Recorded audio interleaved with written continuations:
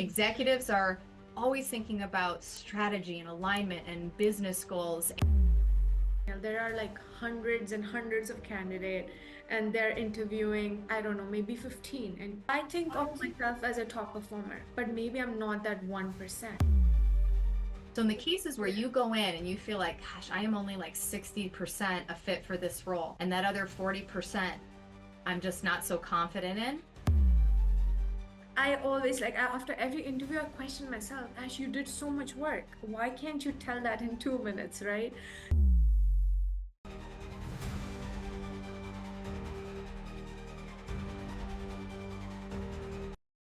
Good evening, everyone. Thank you for joining us today.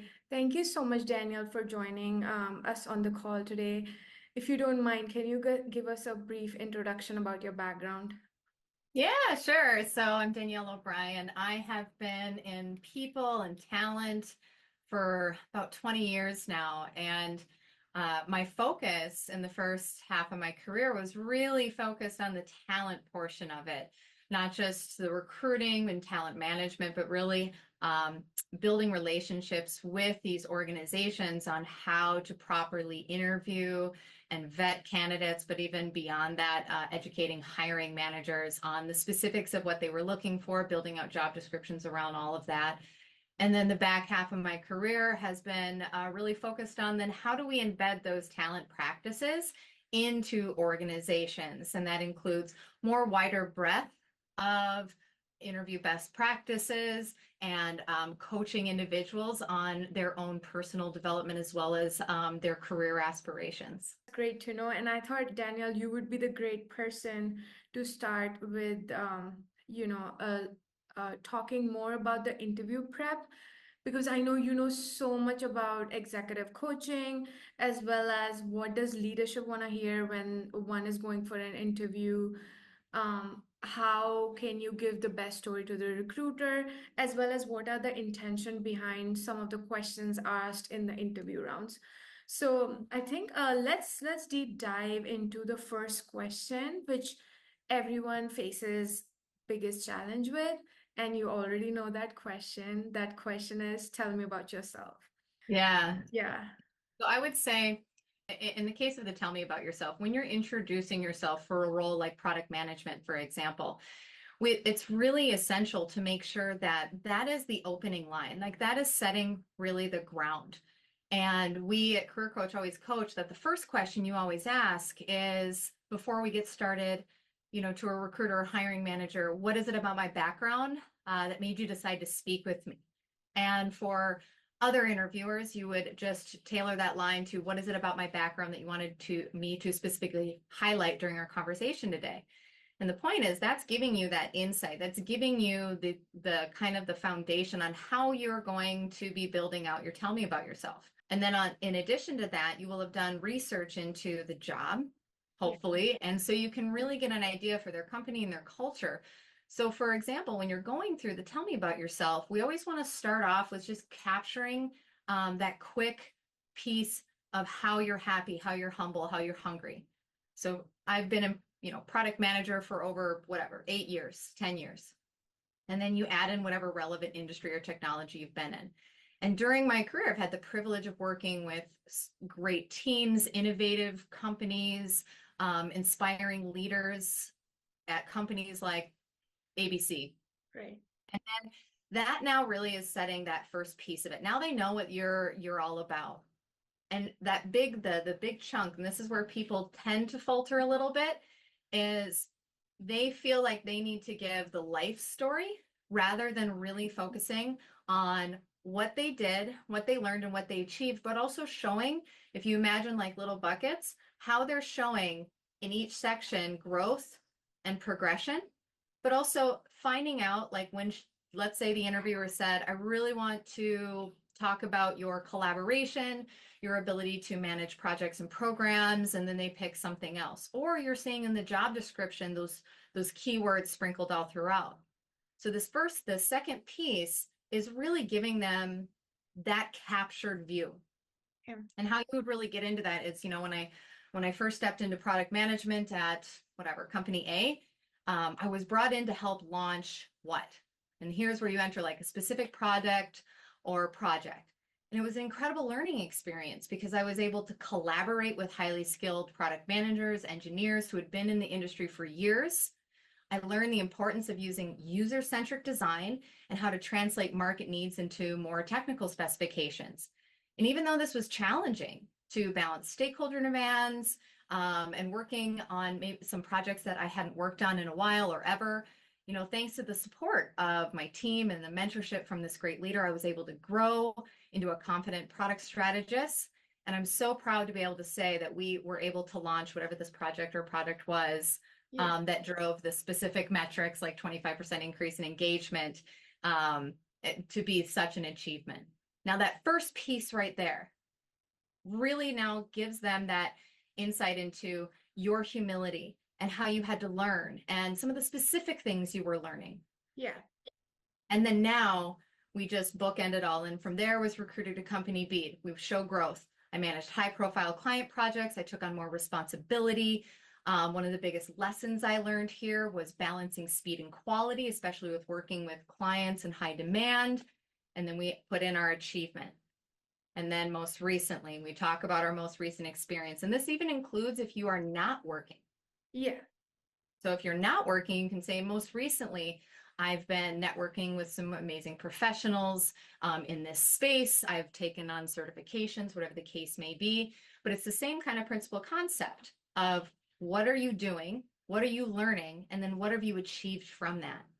Yeah. And then finally at the back end of the tell me about yourself. And this is the most important because now that we've set the stage, we've showed our growth and progression, and we've tied it to what matters to them in the job or what they've already told us. Now we want to make it about them. And I'm so excited to speak with you today because I see a really unique opportunity for me to apply my experience in a way that aligns with your mission and your goals. And I'm excited about the potential of making a really meaningful impact here. And we always end with a question, and that question is, I'd love to understand from your perspective, what does success look like? And we end it that way, very specifically that way, because we want to leave it open for the interviewer to then answer it. What does perspective look like from your perspective, what success looks like? If you say in blank, now you're being very specific. You want their perspective on something very small. But if you leave it very open, I'd love to understand from your perspective, what does success look like in this role? Doesn't matter who you're talking to, they're going to offer their unfiltered insights. Yeah, absolutely. But in my experience, Daniel, there have been times when I talked about my past, I talked about my present, and then tried to tie it into future, what I'm looking for.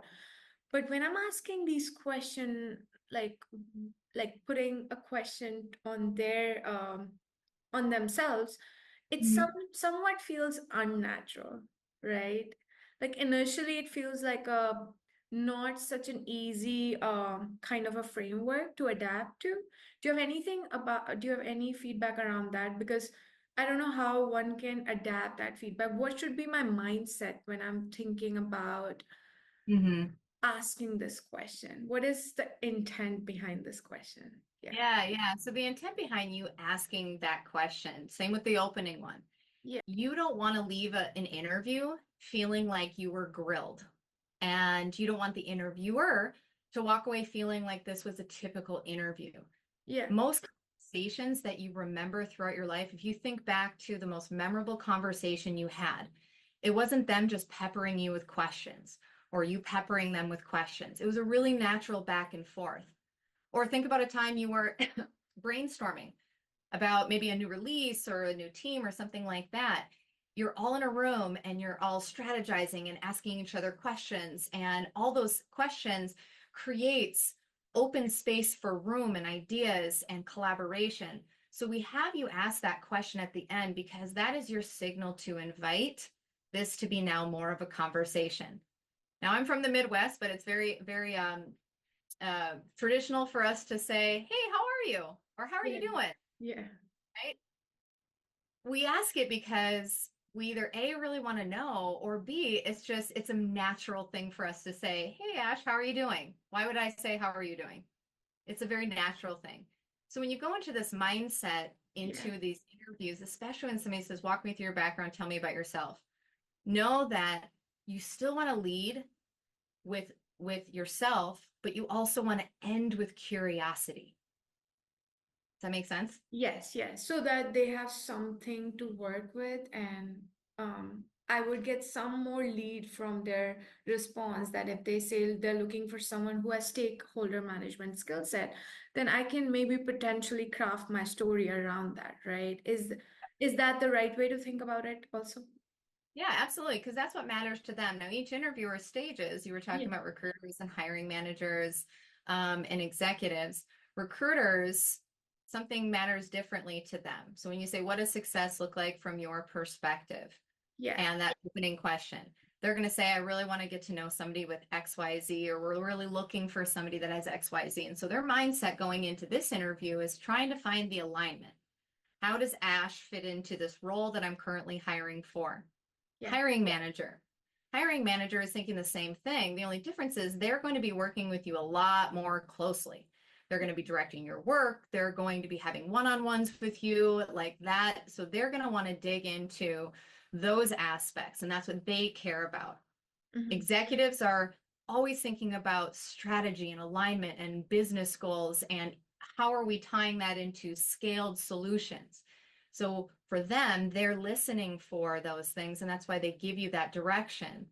And that question at the end is always going to give you such a valuable piece of information on what their perspective is. A recruiter's definition of success can be somebody who can come in and do XYZ because that's what the hiring manager asked for and that's what the team needs. Yeah. Hiring manager's definition of success could be somebody that can come in that they can hand work off to and not have to, watch everything that they're doing. Somebody that's going to come in with solutions, somebody that's going to come in and execute.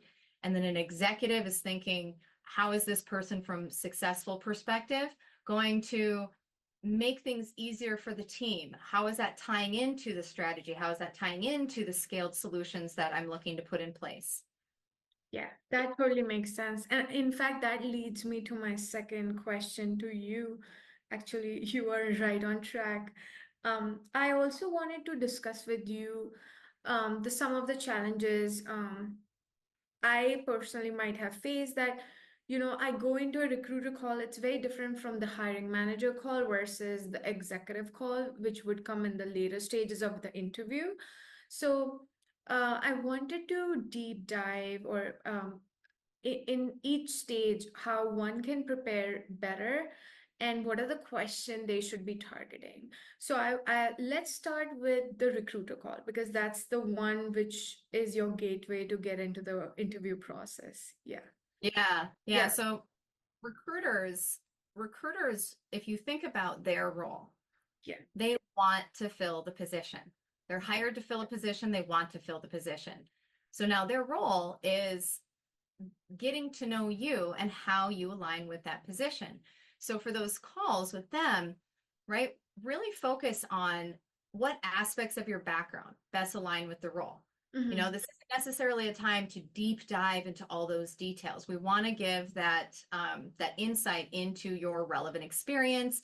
You talk about your key skills, and you want to leave that recruiter with that impression that you had these specific accomplishments that tie into the role and that have measurable outcomes to them as well. Yeah. Okay. So if you're thinking on you as a candidate, start going into those questions to the recruiter about the hiring manager, about the role, about the dynamics of the team, um, what they know about this role too. Because a lot of times they'll have an intake call with the hiring manager and they tell the hiring manager, or they're asking the hiring manager, why is this important? What are your must-haves? Why do you need this role? Who's this role going to be working with? Those are all questions the recruiter is asking. So by the time they get to you, Yeah. those are the answers they can provide you. Yeah. Okay. But I think hypothetically, let's say I'm in a recruiter call. Mhm. There are times when they ask me the salary range, or they would ask me about demographics, like where I live. Sorry, geography, right? Good. Yeah. Mhm. So, where I exactly live and if I'm willing to move.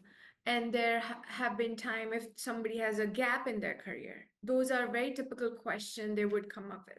So how should one tackle if there is any gap or the salary range they don't want to disclose because they don't know if they're lowballing themselves or shooting for the sky, right? You want to keep that balance as well. And as well, like how to convince a recruiter that I'm willing to relocate. But because in my case, I've seen there have been times when they actually didn't think I would relocate. I'm just saying it for just to have an interview, right? Because Yeah. I live in Chicago, I apply for jobs in SF, so there have been instances. Yeah, Yeah, so for the relocation piece of it yeah, from their recruiter's perspective, when they ask you about your location, this role would require you to be on site, hybrid, or all the time, or whatever the case may be. And they ask you, are you willing to relocate? yeah, And you say, yes, I absolutely, I live in Chicago now, but I'm specifically looking to relocate, which is why I'm looking at companies like yours that are located in there.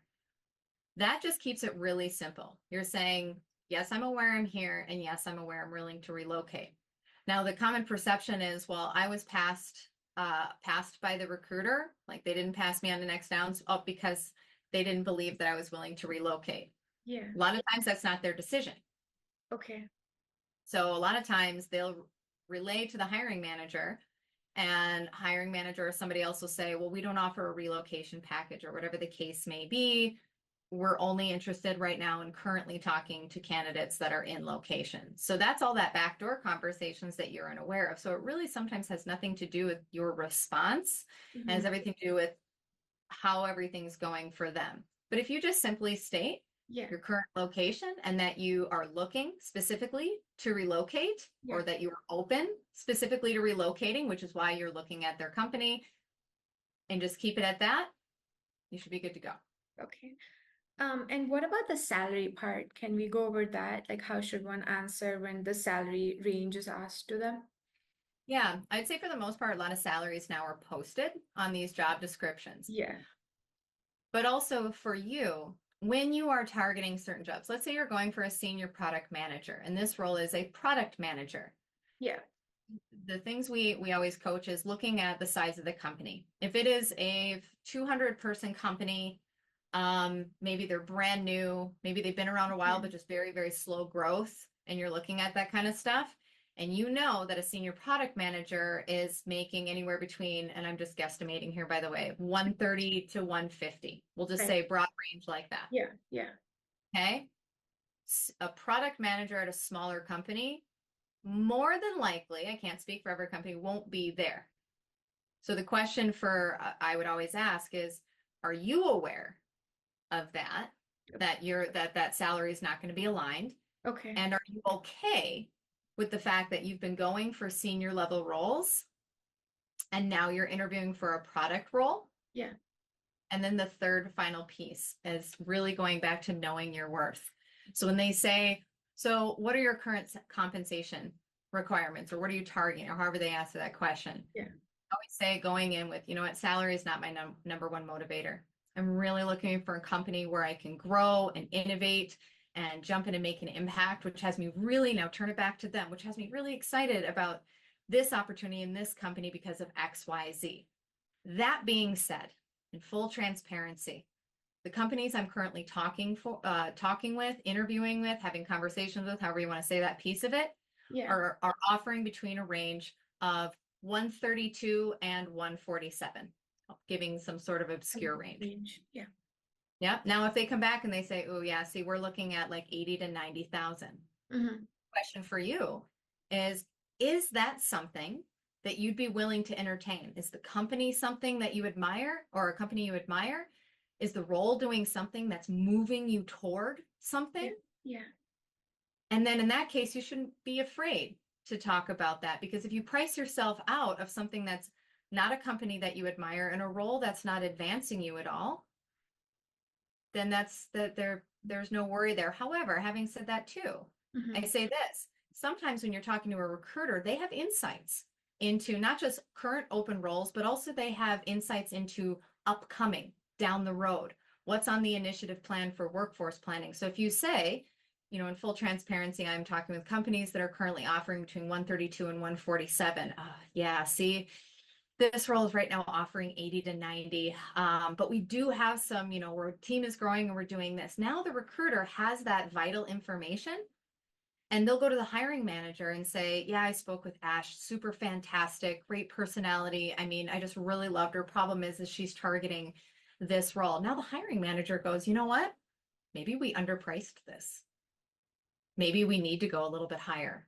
Right. And then they come back. Or, you know what? Can you keep her warm? Because I know that in 3 months, next quarter, we are going to have a senior role open up. And I'd really like to keep her in mind for that. Okay. Yeah, I mean that's a great takeaway because um, I would love to keep in touch with my recruiters because there are times things don't work out. The market is so competitive, and maybe you are the right, maybe you were the second choice, maybe not the first choice, but if the roles open up, then you could potentially become the first Yeah. choice of the recruiter. Now, how great would it be too, is if Yeah, you ended that also and said, like, let's say that was the end of the conversation. yeah, I'm sorry, this role isn't offering much. And you say, I completely understand, I still do admire this company. I would really like to be considered for future roles. Are you okay if I send you I do have a couple folks in my network yeah, that you might be interested to talk to that would be interested in something like this.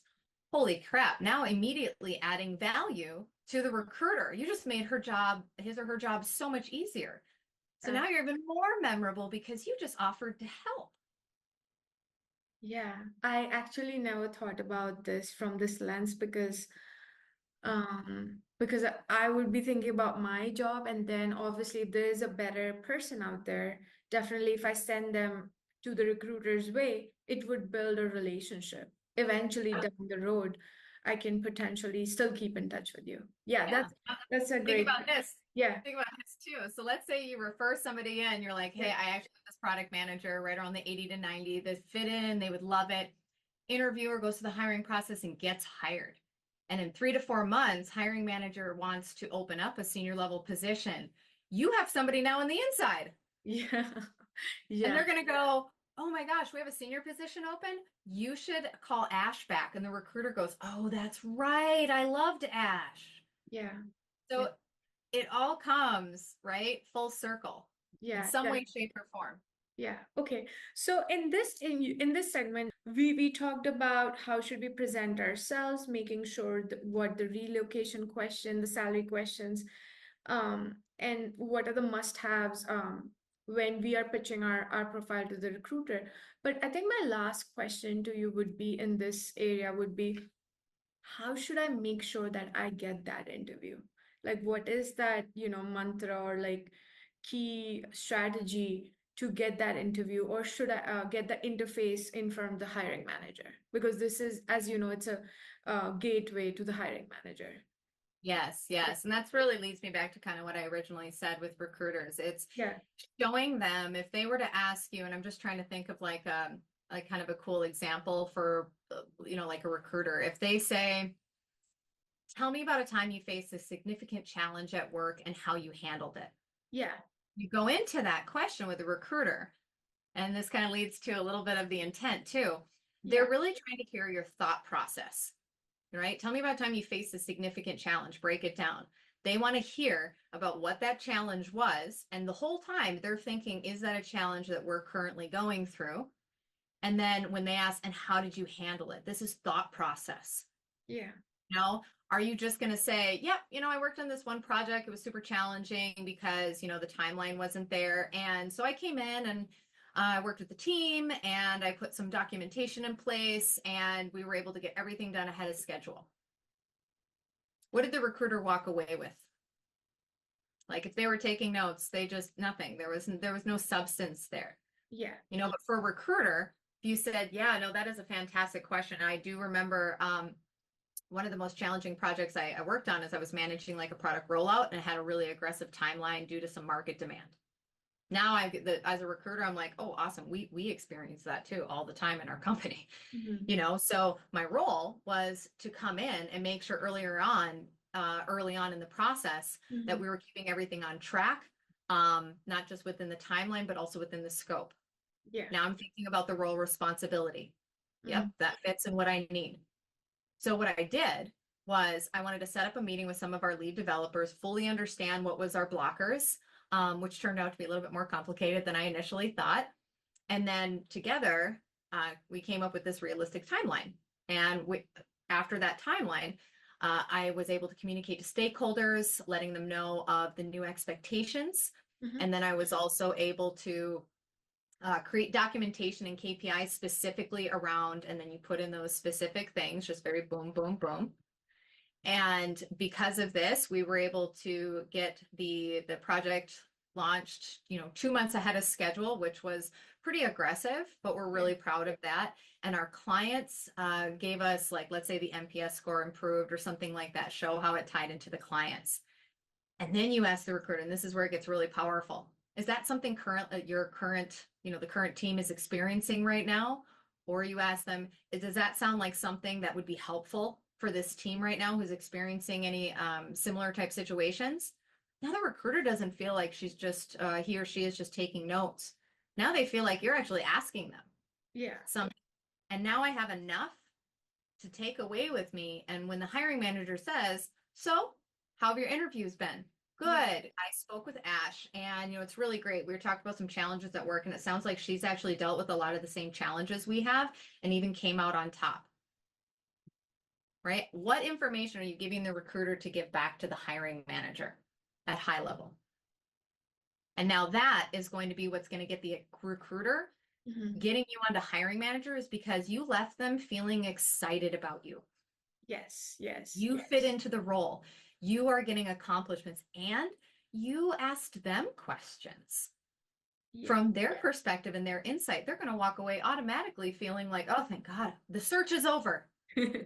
Yeah, because even they want to close out the role, right? They don't want Yeah. to like continue searching for the right person. Yeah. But I think like that's very interesting. I never thought about asking a follow-up or like a feedback loop question, one can say. Because like when I'm on the in like when I'm giving an interview, I'm always thinking, how should I please them? Right? That's my get-go feeling. And I feel like the feedback loop question can pretty much give me some charge in this role, right? Yeah. Yeah. So that's I think that's a really, really good feedback. I need to make sure I Yeah. apply those as well. Yeah. And with certain recruiters, some of them have Yeah. a very specific set of questions that they have to get through. So you're going to run across different personas too Yeah. with recruiters. Yeah. Going to come in and they're going to say, I'm really glad that we're getting a chance to talk. I really want to start out by getting to know you. I'm going to ask you a little bit of questions and then we'll leave time at the end for any questions of yours. Does that sound good? Most people at this point think, oh, okay, right? This is our structure and this is what we're going to play in. Yeah. And you Yeah. can still approach it though with that, I love that plan. That is a great plan. I love that agenda. Actually, before we get started, would you mind if I ask, is there something about my background that made you decide to speak with me today? Now you're not following the agenda, but you're just trying to just get a little bit more insight into maybe a little bit of the direction of how everything's going. And if you ask your first follow-up question to them, let's say you Yeah. go through your star, you go through your learning, and then you say, is this something the team right now is currently implementing? Yeah, we are, but you know what? I definitely want to leave questions toward the end. Oh, absolutely. Do you mind if I write as we go? Okay. Yeah, sure, go ahead. And then you just physically show you're writing down your questions. So now the recruiter also sees. They may not hear that you're asking them questions, but they see that you are actively engaged. Okay. Yeah. Okay. That's a great feedback. Okay, so moving on, I would like to deep dive if you can help me understand how can I stand out in front of the hiring manager? Because as you know, I feel that hiring managers are pretty much the decision makers, right? But there might be a panel after that. But once Mm-hmm. you cross the hiring manager's lens, that you are potentially a good candidate, I think you can pretty much smoothly move towards the entire interview process. So that is one question. Another question is, let's say I'm not the 100% fit for the role, but I still want to stand out. What would be the key areas, right? Because I've seen a challenge that there are so many times I'm not the 100% fit, but I have like 60-70% skill set, and I really want to go for that role. Yeah. Yeah, let's start with that one. So Yeah. when you are going for roles, Yeah. you ideally want to be 60 to 70%, maybe even 80% Yeah. a fit for the role, because those are things that you have done, enjoy doing, have experience doing. Yeah. Now, the other will say 20 to 30%. It's okay Yeah. because those things should be adding to you. So when you're with the hiring manager, not only are you showing confidence and you're showing authenticity, you're demonstrating through live examples, not theoretical. And we can talk about that in a second too. To the hiring manager, your background, your experiences, who you've worked with, what you've learned from, and what you've impacted, Yeah. whether it's the department, the team, or the business. But also on that little 20 to 30% where you're not aligned. In Mm-hmm. this case, it's about showing adaptability. It's about showing a desire to learn. And Mm-hmm. it's also showing the hiring manager that these are things that you are actively wanting more experience in and to be mentored and coached from, because this is how you feel you're going to grow and develop in your own career. If you came into a role and said, I'm 100% a fit for this, Yeah. I can't speak for everybody. I would be nervous because I was just like, okay, well, for how long? Yeah. You're going to be come in and 6 months later, Mm-hmm. you're not going to be challenged. You're not showing me you want to be mentored or coached. You're not going to be open and receptive to anything. Yeah. So in the cases where you go in and you feel like, gosh, I am only like 60% a fit for this role, and that other 40% I'm just not so confident in, talk about drawing the parallels. I'm less confident in product launches Yeah. because of why? Is it because you've never done it before? Has it been because it's something you've only been exposed to? And even in those cases, it's about showing the hiring manager how you've approached similar situations where you had no experience in something and you took it. You Mm-hmm. took it and you ran with it and you accomplished something from it. Now the hiring manager knows you're going to be somebody that they can give something to, whether you have experience in it or not, Mm-hmm. and you're going to be able to go forward in a positive way. Mm-hmm. No, but like, am I going into the interview and already addressing that, hey, I don't have XYZ skill set? How am I gonna address that? Or is it something they will uncover when they are asking me questions? Because I might not have product launch stories, right? So how should I address the part where I'm lacking? Yeah, so sometimes it's going to come in the form of a question. So if they see that you don't have product launch experience, using that example, Right, yeah. they'll ask, tell me about your product launch experience. I don't see it on your background, or Yeah. whatever they may say. And then you can say, yeah, I had a feeling you were going to ask me this. When I was at company XYZ, there was a situation where I had to jump into something I had no experience now, similar to like product launches. And really in this situation, I had to do what? And you really highlight how you had to learn on the fly, how you had to work with other teams, and how you ended up implementing things and becoming very successful at it. Or on the other side of that coin, you say, that's a really good question. While I don't have a lot of experience or any experience in product launch, what I do have is experience being a part of the team that was part of a core product launch. Yeah. And this was my role in that product launch. And I did XYZ. Mm-hmm. And then now we talk about the results and now in the learning. And what I learned from this situation, that in a role similar to your company and similar to the role that you're looking for, the part that I would be playing would be more XYZ, XYZ. Now we're really like tying everything together. Okay. Um,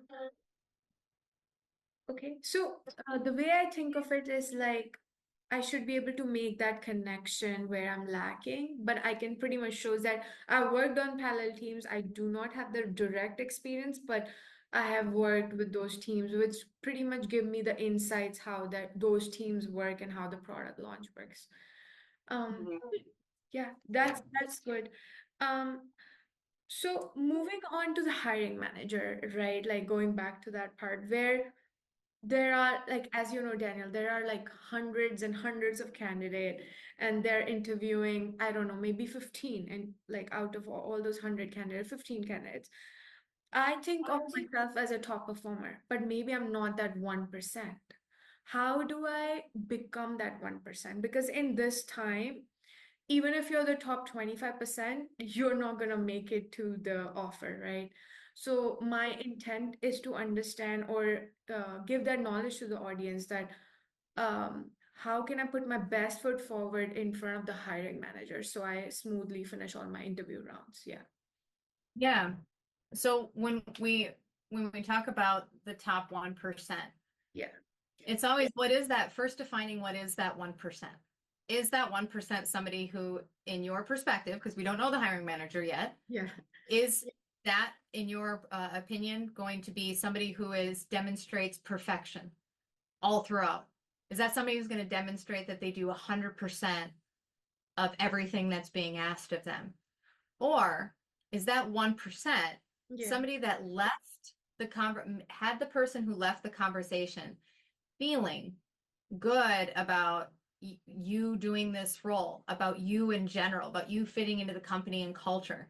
Because I have seen it 1,000 times over where candidates who have everything in line, I mean, they connect so beautifully, Yeah. but their interview, it was awkward and hard, and I couldn't understand. They wouldn't answer my question, or they would spend 5 to 10 minutes answering one question of mine. It was like, oh my gosh, right? Or the tell me about yourself ended up being this long-winded, almost like, here's my whole life story, doctor on the couch.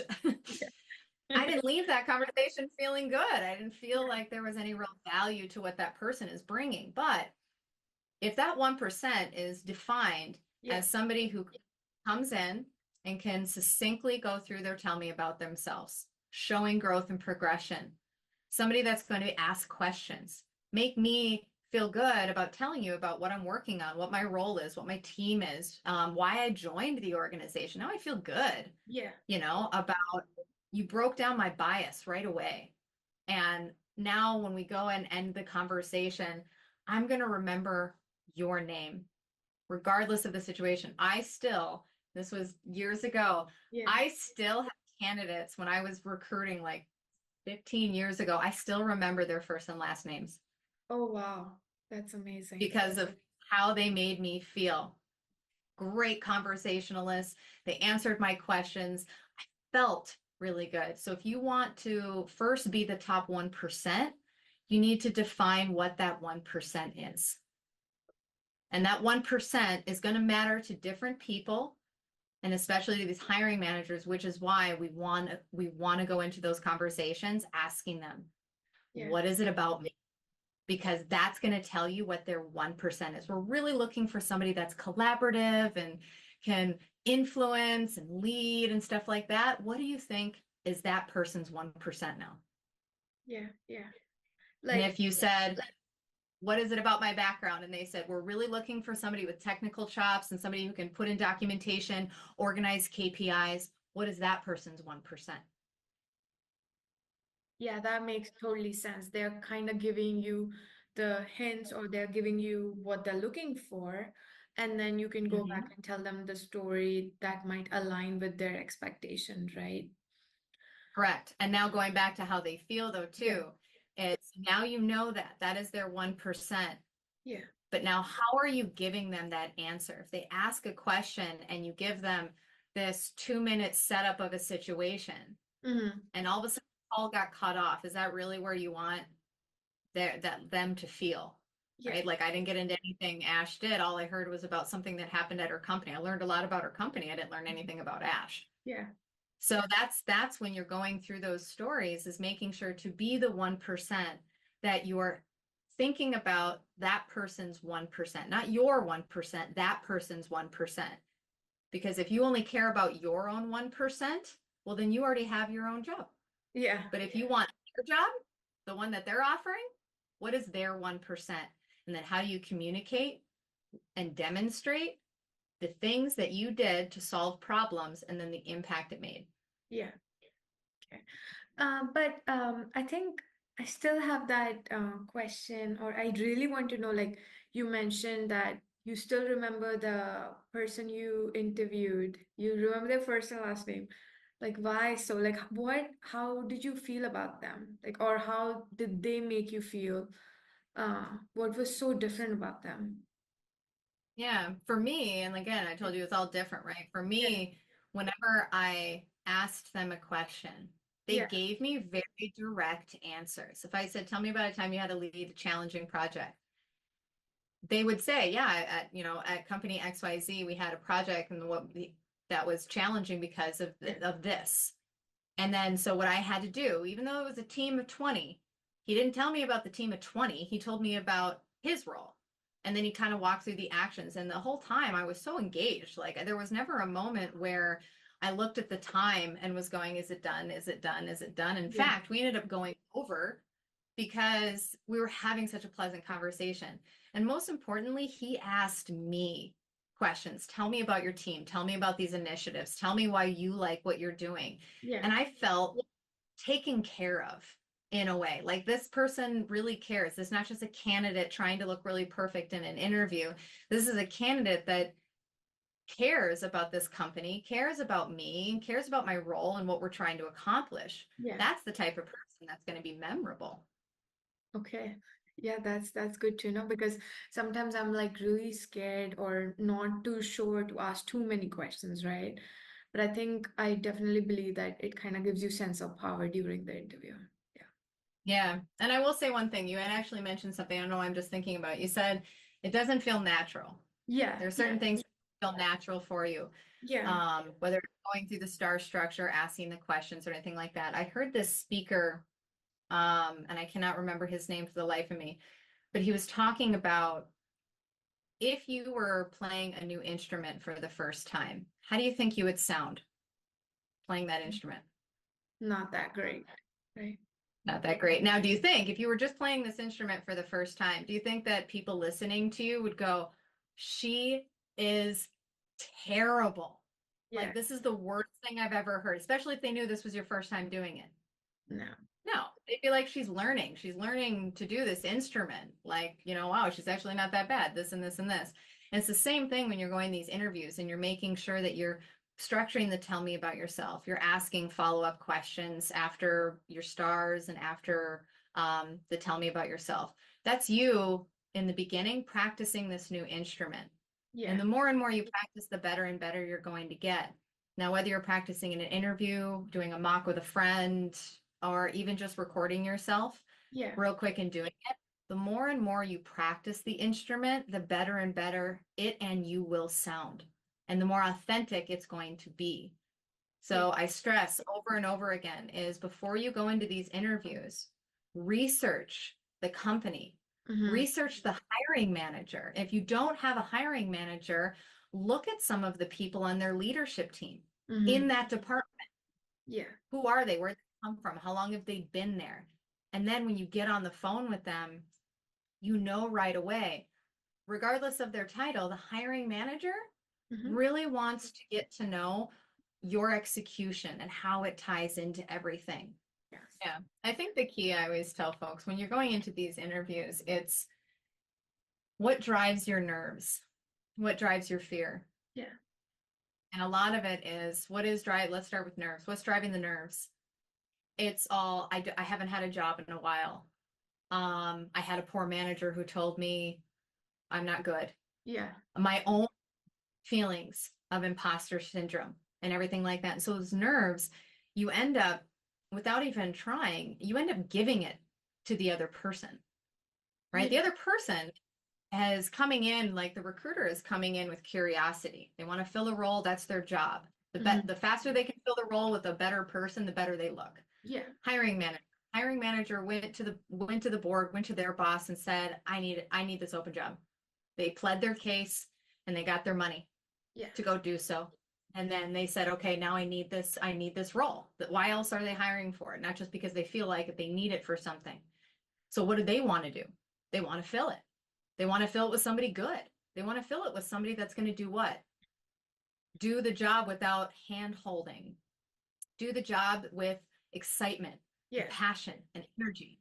So when you bring those nerves that you have based on past traumas onto the interviewer, they're going to feel that. It shows, So right? Like it shows on it, you. Yeah. Totally shows. And then on the fear, Hmm. well, I'm so scared to go into these interviews. Yeah. I'm so, but why?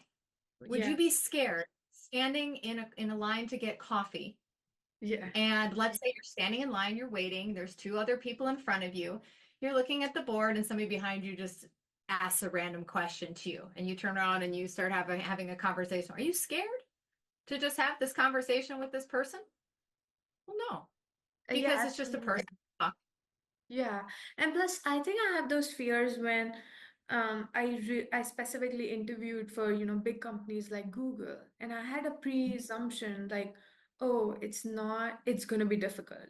But they were asking the same question, same behavior question, but I just had this feeling of like it's gonna be tough. I think we make a lot of stories in our head which are not true, and I think, like you said, mindset is very important when going into these interviews. Yes, mindset is huge, whether it's Google or Amazon or a startup or a mid-sized level organization. They all have the same things in common. Recruiters are trying to fill the role, hiring managers are adding on to their team, and executives just want to make sure that the person stepping into this role is the right person and that's going to fit into the dynamics of where they're looking to scale. It is expensive to Yeah. hire and fire somebody. Yeah. So obviously they want to have somebody good that they're spending their money on, and they definitely want to keep that person long term. Yeah, absolutely. So as we move into our last segment, this is the biggest one, and I know in the audience people have practiced their stories over and over, but the STAR methodology is one which I learned in college. I've been using it for many years, but I can still say I'm not an expert yet, right? It's I think it's the most challenging part. I'm still talking about the projects I did in my previous work, but it's so hard to tell them in 2 minutes, right? How do I tell the nuances in 2 minutes? It's as well as it's not too long. I'm not rambling, as well as making sure my interviewer is engaged, and that's the most difficult part, right? Because Yeah, Monday 4 p.m. can be tough, right? So, and your right. interviewer might not be engaged, but this is the only opportunity I have so that, I can get to the next round. So, Yeah. how should I keep my star stories, as well as how can I even create them on my feed if I haven't even, created one of those on a very specific question. Yeah.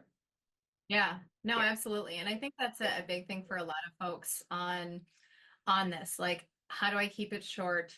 Or not short, but how do I keep it concise? Right, And right. then how do I make sure I can come up with these kind of on the fly?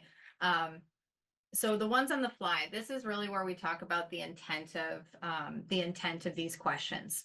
Okay, so if you think about what is a behavioral question, those are designed to really assess your past behavior, and they're often targeted on things like teamwork and problem solving, adaptability, etc. So when somebody asks you a question, best thing to do, in my opinion, is let's say I were to ask you, tell me about a time you faced a significant challenge at work and how did you handle it? And you don't have a predetermined star response for it. When Yeah. I asked that question, what was the first thing that popped out to you? Tell me about a conflict. Is that the question? Yep. And see, and this is where people do fall in, is because a question will be asked, and they're only focusing on finding the answer instead of knowing the intent first. So tell me about a time you faced a significant challenge at work and how you handled it. When I ask that question, what pops out at you? So I think that they want to understand how did I navigate the challenge at work, right? Because there are too many nuances or challenges every day. They want to hear a story where how did I manage my team and face that challenge, and how I solved it. That Yeah. also gives them my working style, right? If I'm Mhm. correct, yeah, So, and that's perfect. So tell me about a time you've faced a challenge at work, and then how did you handle it? Now, there's a couple of ways you can go about that yeah. when you're trying to think of something on the fly with your star. You can either say a significant challenge for the team or a specific project. You can ask a follow-up question. A lot of people don't think they can do that, Yeah. just to get more clarity. So if I were to ask that question and you were to ask me back, are you talking about maybe a specific project, or are you talking about a significant challenge I had with like a client? And I were to say, oh, great question. I'm talking about more of like a project. Yeah. Okay, great. Now I want to know about a challenging project and in your way and how you resolved it. Okay, so now we're really uncovering the intent. Now, a recruiter, what do we talk about? Recruiter, you're going to give the details that matter and how they tie in. Yeah. Hiring manager, you're going to do the same thing, but you're just going to add a little bit more details on what you actually did. Yeah. And with an executive, you're going to still keep it like you almost did with the recruiter, but really focusing on the solutions you put into place and the leadership you worked with, right? Something that matters to them. Mm-hmm. Okay. So now how do we keep it under 3 minutes? 3 minutes is ideal. If you go over like 3:13 or something, it's fine. We always talk about that situation. And the situation is not the highlight, but the situation is setting the stage. So when you talk about your response, one of the most challenging projects I managed was a product rollout, and with very high demand due to market. And my role in this was coordinating between these multiple teams, development, marketing, customer success, and make sure we all hit our launch date. Now, early on, it became really clear we were facing some unexpected delays on the development side due to some technical issues. Mm-hmm. Now, what did I cover in that, right? I set the situation. I gave them that quick little overview of my role in this was. Yeah. And then I even added on that even in the beginning, there was even more that was uncovered. Mm-hmm. Okay, so that was super quick, right? What was that, 20 seconds? Yeah, 20 seconds situation. Yeah, give or take. Yeah, give or take. So you say, now we're going to dive into, this is the meat of it, right? This is for a recruiter. They're taking notes on actions you took and they're thinking about the job. Hiring manager, they're thinking about the actions you took, how it relates to the current challenges they're experiencing, and how that's going to work with their team and what they're working on. So you say, initially I had to keep the project on track.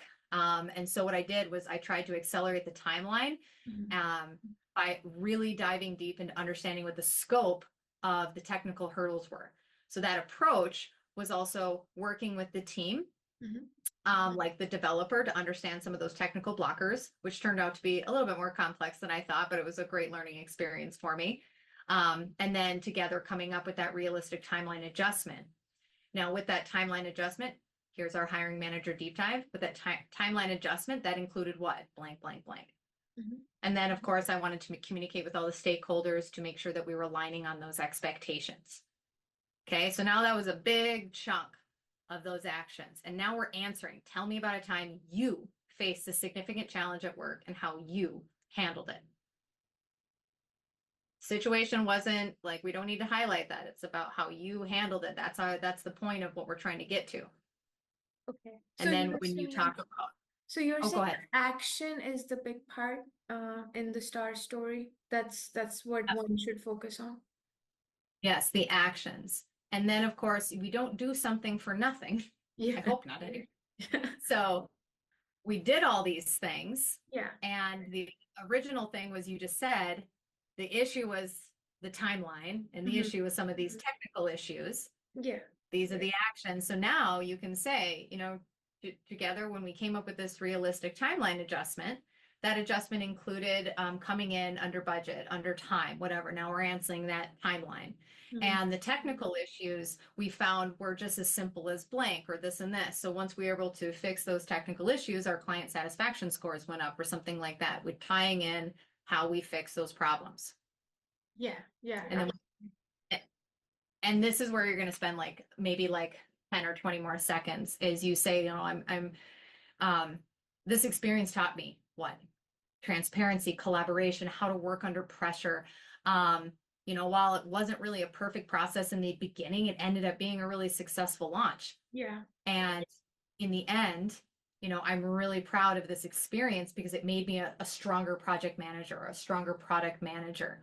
I'd love to, ask you, what current, are your team experience any timeline issues? Are you seeing any more, technical blockers right now that are going on with any of the projects you're working on?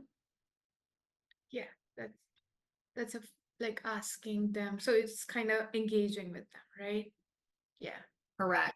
Correct. But again, Yes. yeah, this wouldn't it be like, why is this person asking me questions? Like I'm here to interview you. Like I only have 30 minutes. If I keep on adding those questions, that can increase decrease the time of my interview, the number of question interviewer can ask, right?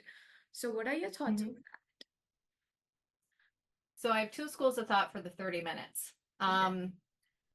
One is something you could always ask at the beginning, even before the what is it about my background that made you want to speak with me? You can say, Ash, I am so excited we are speaking today. I did notice we only have 30 minutes. Do you have a hard stop at the 30 or do you have a little flexibility to go over if we need to? Okay, You're immediately starting with respect. okay, And if they say, yeah, I do have a really hard stop at the 30, now you got to make sure you're paying attention. And if they say, no, I've got some flexibility, good. Now you've got a little bit more time. They're open to a little bit more conversation. In the instance where 30 is 30, that's what they got.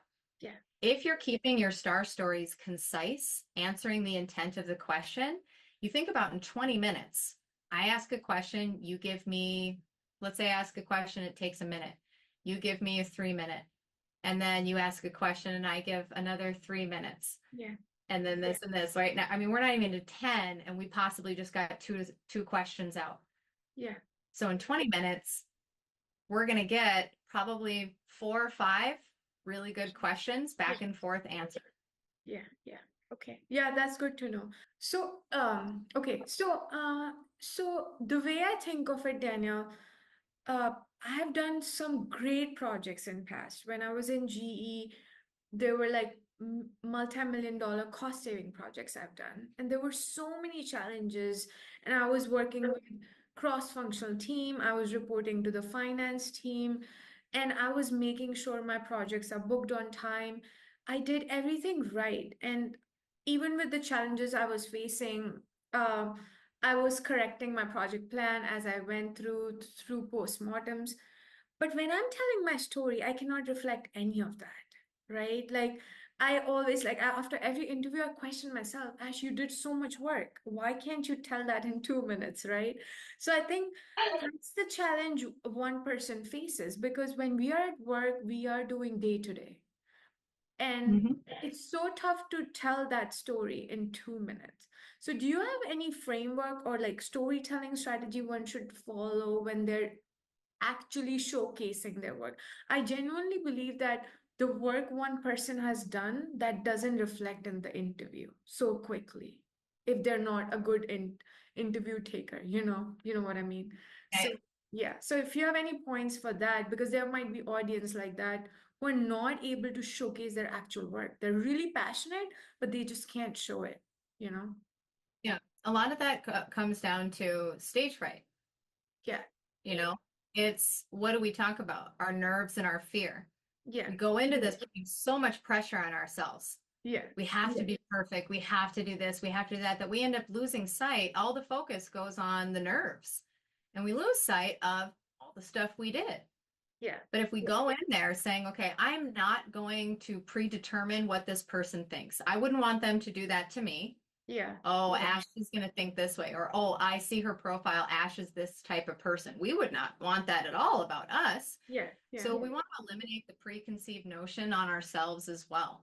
So when you go in that more relaxed mindset of this is a conversation, we have 30 minutes. I'm going to make this the best 30 minutes. Not I need to get as many questions and answers in as possible. Yeah. I'm going to make this the best 30 minutes I can. I'm going to make sure that I connect with this person. I'm going to make sure I learn about this role as best as I can. And I'm going to make sure that I also communicate the variances of my experience and how they tie into what they're currently needing right now. Now, all of a sudden, we feel a bit more relaxed about ourselves and the stories will start to come out naturally. Now, with those stories, I get it. Trust me. When you're working on projects or programs, it isn't just as simple as, oh, I did this, this, and this, all done. Yeah. Exactly. Right? We all know that. Yeah. But in the interview, If they're not asking for that, but we are saying we have to give it to them, now what are we doing? We're again putting more of ourselves into what this person, we're not thinking about what they want. We're only thinking about what we want. So when you're going through those actions, you can even say things like, that is a great, when they're talking about a challenging project, that is a really terrific question. One project that comes to mind is what you were talking about. And there was a lot of complexities in this, mind you. There was tons of layers. There was just a lot of little nuances. But the part I'm going to highlight today is going to be more specifically about what one of those challenges were. Because now the question was, tell me about a significant challenge and how you handled it. Now you're acknowledging that, hey, listen, I've worked on complex projects and there was a lot of moving pieces to it. There was a lot of people involved, and these were multi-billion, 100 million, whatever, dollar amount projects. Yeah. But for you, I'm going to specifically talk about this one specific thing that I did that made it challenging. Yeah. Now all of a sudden, it's not you saying I'm leaving information out. It's you letting the interviewer know that there is so much more to this. And I'm going to talk about this. Now they may say, oh, really? So what else? What else made it challenging? Yeah, I mean, we also had another challenge about resources. I mean, we didn't have enough resources in this challenge. And so one of the things I did, and it's a restart story, right? But you don't need to build on the situation anymore. So now it's more going into your task and action about resources. So what else? What else, did you have to deal with in that? I mean, you said it was $100 million. What else were you kind of working on? I mean, tell me, and then you can be like, yeah, one of the things was working with the stakeholders. We had to influence at the highest possible level for this. So my role in that was really working closely with my direct leadership and putting together a proposal on showing the use case analysis or the case study or the benefits around what it is we were going to do specifically for this other challenge that we were having. So what I did was, what did you do? I gathered information, I worked with these teams, I put together documentation, and then I communicated it out, right? So it's when we're thinking about these stars that we overcomplicate things. And because we're overcomplicating things, we end up losing what it was all we did in that job. So the way I'm thinking, the way I understood is like the story has to be just concise enough that one should be answering the intent behind the question and also align it back to the job description, right? If they're looking for somebody who has problem solving skill set, so how can I show that in my complex project situation that I also have problem solving skill set, right? So that would address both the question as well as the skill I'm bringing on the table, right? Correct. And that's a lot of times you're going to tell me about a time, walk me through your experience with, those are kind of the typical starts to conversations or to the interview questions. Where I do see some people get tripped up, and this is where fear comes in. Yeah. If I were to say, how would you approach a missed deadline? Panic hits. Yeah. How would I approach it? Oh my gosh, it's a missed deadline. What is the intent of a question like that? And when panic sets in, you immediately forget everything that you've accomplished and everything that you've even done. I mean, my goodness. So when somebody asks you, how would you handle something? Anytime you hear how would or something, or how would you approach, how would you handle? Yeah. This is more of a situational question. These are very much around your problem solving skills, your judgment in real world. They don't want theoretical. Well, what I would do is this, because if they wanted to know what you would do, they would Google it. They want to know how you would handle a situation like that by using a similar situation that you've navigated. Yeah. So the intent on those are very simple. If you ever that should be the easiest ones for you to think about. How would you approach a missed deadline? How would you approach a difficult team member? How would you approach, working with a client that was difficult and had budget constraints of XYZ? Those are fantastic questions. You should be like, oh, how would I approach? I'm going to tell you exactly how I approached that in my past position. Yeah. You've already done that, right? You're showcasing. You've already done it. Yeah. So that's the easy, tell me about a time is more, they're asking for a specific thing or something like that. And then I can see, like you're sitting there going, okay, what is that star story? What is that thing I needed to say? But how would you approach? That to me is, I love those ones. Oh, how would I approach? Yeah, actually at this company, that's a great question. I approach something like that in this way. Yeah. Yeah, that's a really good feedback because when I'm looking at hypothetical questions, I get tripped over as well because I think of like, are they asking about a situation, how I will ta tackle it? But the way I understand it right now is that again a situational question and I give my past story, right? Yeah. Yeah. And they even set it up too, like, okay, right now at this company, we're experiencing, a lot of hyper growth. Mhm. One of our clients right now is one of our biggest dollar amounts, and we're just experiencing issues working with this client on some missed deadlines. How would you approach, handling like a missed project deadline? Now Mhm. they've already gave you almost the situation. So you just need to think back to a time where you had to do something similar clients and internal, external, Yeah. and then really now say, okay, the situation is brief for you, Yeah. right? Yeah, actually, that's a great question. I actually did have a project that was under a very tight deadline for a major client. And partway through, we realized we were kind of falling behind due to, an unexpected issues with the vendor delay. So what I did was I had to address this by making sure that documentation was put in place and we identified things early on. I immediately called a meeting with the team. I assessed our options. I identified risks, figure out where we could iterate and accelerate internally. But then Mhm. I also proactively reached out to the client, made sure they were updated on progress, and I set realistic expectations with them. And then whatever else you did, right? You trained the team, da da da da.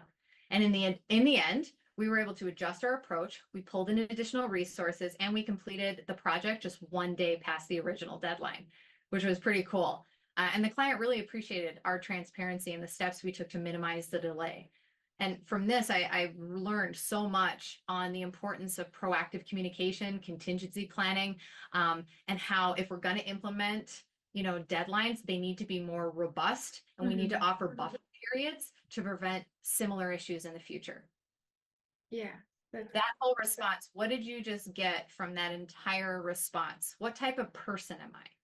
You're very proactive, you love to solve problems, and you collaborated the entire team so that everyone was informed, right? Yeah. And that star was what, a minute, give or Yeah. take? But you got all of that from my minute. And Yeah. if you wanted to expand on it, you would be like, well, that was interesting. You said you put buffer periods into place. Maybe expand more on that. Now you don't even need to go into a star. So you can say, yeah, so for those buffer periods, because of some of the challenges we were experiencing, I did blank, blank, and blank. Now you can really specifically dive into that aspect because that's the one that they heard. That's the one that they want more information on. So you can get more granular on that. Yeah. Yeah, absolutely. Yeah, I think this is great. Daniel, this is some golden nuggets, one would say, right? You have shared with us. And I know definitely people prepping for the interviews, these are the key items. A lot of people don't know, like how to address the tell me about yourself, the framework, and what interviewers looking to hear. Because I know that it's people are making it very complicated, but it's not that complicated, right? Yeah. Yeah. Yeah. Who's making it complicated though? That's Yeah. the funny part. When we really start to think about Yeah. our interview skills and who we are as interviewers, a lot of times we end up making it complicated. We put Yes. pressure on ourselves. We over research, Yeah. right? Based Yeah. on what? Right? I have to look up all this different stuff. And then all of a sudden you go into the interview feeling super great. You're super prepared. And they don't ask you any of it. Yeah. And you feel Absolutely. hated Yeah. and you feel wounded almost. And then you try to force it because you're like, I just did all this research. I have to give it to them, right? Because I Yeah. can't walk away from this knowing that I did all that research for nothing.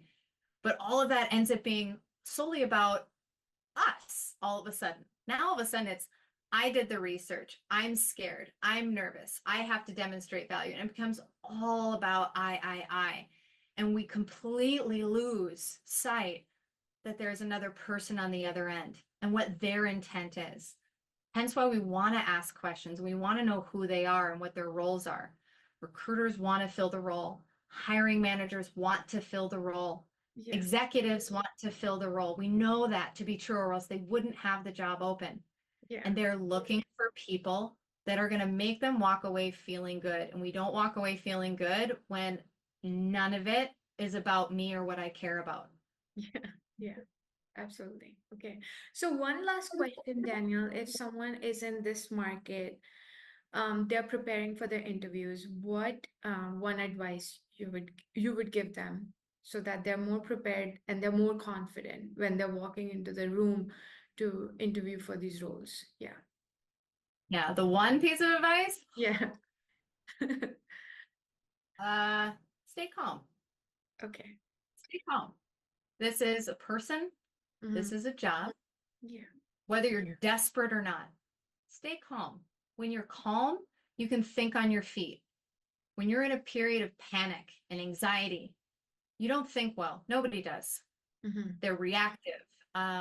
And then those actions that they take are never the smart ones. That's never the first thing that when people say, I made the best decision of my life out of anger or fear. Nobody says that, Yeah. you know?